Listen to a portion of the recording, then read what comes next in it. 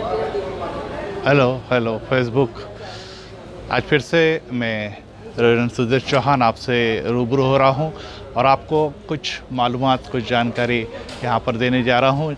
ये अभी मैं नेपाल की यात्रा पर हूँ और आप सभी लोग, पिछली बार भी जब मैं जम्मू कश्मीर में था, जब मैं अलग अलग स्थानों पर था, आपसे मैंने बातचीत की और अब इस फेसबुक के साथ मैं आपसे नेपाल के बारे में कुछ जानकारी देना चाहूँगा। हम लोग इस नज़ारे को आप लोग यहाँ से देख सकते हैं।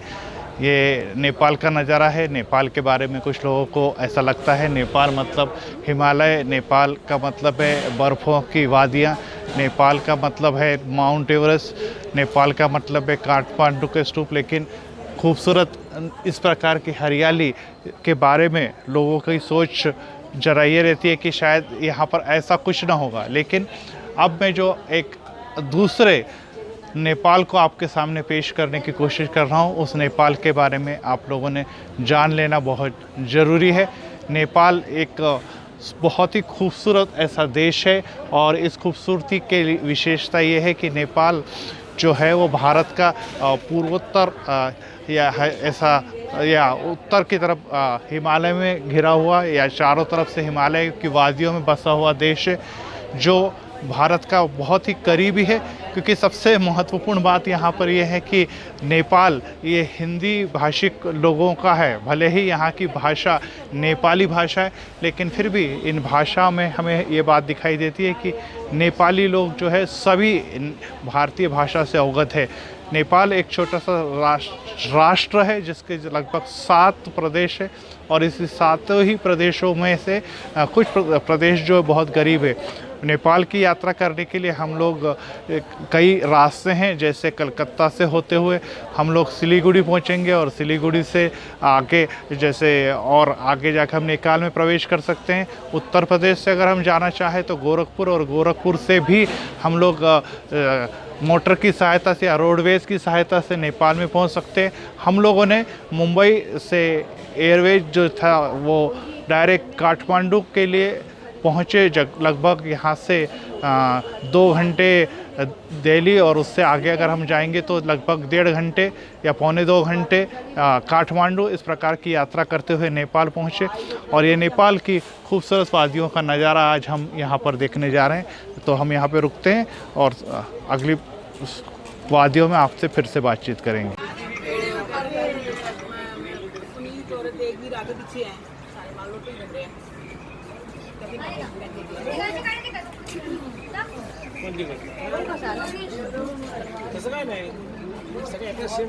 एक और खूबसूरत नज़ारा आपके सामने, नेपाल की खूबसूरती को प्रदर्शित करने वाली ये खूबसूरत सी नदी और इस पर ये लंबा पुल, हैंगिंग पुल आपको दिखाई दे रहा है। पर्वतों के ऊंचे ऊंचे शिखर, सुंदर झाड़ियाँ, पर्वतों पे फैले हुए वृक्ष और घने घने जंगल और उसके बीच में बहती हुई ये खूबसूरत नदी, इसका नज़ारा देखते ही बनता है। और जब भी आप यहाँ पर आए अवश्य इसका लाभ उठाएं। ये पुल जो है हैंगिंग पुल है और ये पुल जो है आपको दिखाई दे रहा है, हिमालय से उतरने वाली इस नदी के ऊपर बना हुआ पुल है जो काफ़ी लंबा है। लगभग हम कहें तो 800 मीटर या 1 किलोमीटर, 800 मीटर या 1 किलोमीटर की दूरी तक की यात्रा आप इससे कर सकते हैं। देखिए ये खूबसूरत ऐसी नदी आपको दिखाई दे रही है और साथ में ये पर्वत और पर्वत के ऊंचे ऊंचे शिखर जो नेपाल की नैसर्गिक या जो प्राकृतिक खूबसूरती को और भी 4 गुना कर देता है। तो जब भी आप नेपाल में आए तो इस यात्रा में, जिसमें पोखरा की ओर हम लोग यहाँ से जा रहे हैं, और इस पोखरा के यात्रा में इस हैंगिंग पुल का नज़ारा अवश्य ले, जो नेपाल का, ऐसे अनेक पुल नेपाल में बने हुए हैं। क्योंकि आप जानते हैं कि ये गर्मी का सीज़न है, महीना मई है, लेकिन यहाँ की नदियों का उफान आप देखेंगे तो इस नदियों के उफान में या बहते हुए पानी से आपको अंदाज़ा आ जाएगा कि ये पानी है कैसा पानी। जी हाँ, आपने सही पहचाना, ये पानी जो पर्वत शिखर पर फैले हुए हिम है, जिसको हम कहेंगे बर्फ़, उसके पिघलने के पश्चात प्राप्त हुआ ये पानी है। और इस पानी की विशेषता ये है, इस नदियों की विशेषता ये है कि भारत की ओर प्रवास करते समय, यात्रा करते समय यहाँ पर तो बहुत शुद्ध है, देख रहे हैं आप नीचे, यहाँ पर तो है बड़ी शुद्ध, लेकिन जैसे जैसे मनुष्य के बड़े बड़े नगरों से इसका संपर्क होता है, वहाँ पर अशुद्धियाँ यहाँ पर मिलती चली जाती है। तो यहाँ पर फिर से मैं सुधीर चौहान आपसे रूबरू होता हूँ और इस हैंगिंग पुल नेपाल से आपसे विदा लेता हूँ। Thank you, God bless. आपका चितवन नेपाल से मैं स्वागत करता हूँ। थारू कल्चरल प्रोग्राम अर्थात नेपाल ये अपनी सांस्कृतिक विरासत के लिए विश्व में एक अनूठा और अजूबा ऐसा केंद्र है। और यहाँ की विरासत, यहाँ की सांस्कृतिक परंपराएं, यहाँ की विविधताएं, वो यहाँ का ग्रामीण जीवन और विशेष करके यहाँ की समृद्ध जो सभ्यता है, इसको जानने के लिए ज़रूरी है कि हम इसकी सभ्यता में विभिन्न नृत्य और नृत्य से संबंधित कार्यक्रमों को हम आस्वाद लें, जिससे कि हमें और भी अच्छी तरह से पता लगे कि नेपाल अपनी विभुत घन सभ्यताओं के लिए किस प्रकार से प्रसिद्ध है। तो ऐसी अवस्था में हम आपके लिए यहाँ पर ये जो शो लेकर आ रहे हैं, वे शो का आस्वाद आप लें, जिससे कि आपको पता चले कि किस प्रकार की विरासत और सभ्यता नेपाल में बसती है। तो आइए कुछ नृत्यों का आस्वाद लें।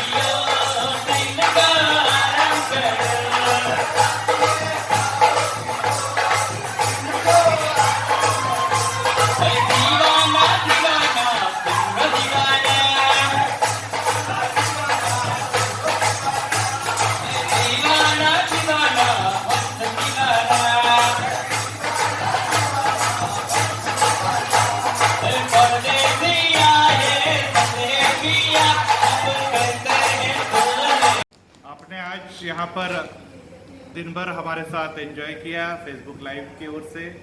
हम फिर से आपको अलविदा कहने से पहले चितवन एडवेंचर रिसोर्ट से आपसे बात कर रहे हैं।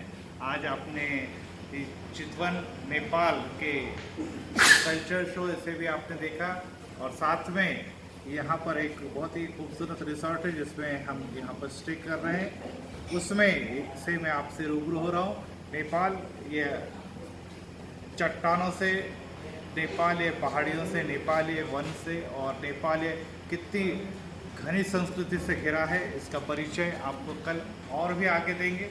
कल जंगल सफारी में आपको लेकर जाएंगे, लेकिन इस समय आप यहाँ पर इस रिसोर्ट के जो एक कस्टम या हम कहेंगे यहाँ की सभी पुरातन वस्तुओं से घिरे हुए इस रिसोर्ट पे से आपसे बात कर रहे हैं। चितवन, साथ में काठमांडू, पोखरा, ऐसे बहुत सारी बातें जो है, गौतम बुद्ध, साथ में हिंदू राष्ट्र, ये सब बातें हम आने वाले दिनों में आपके साथ करने ही वाले।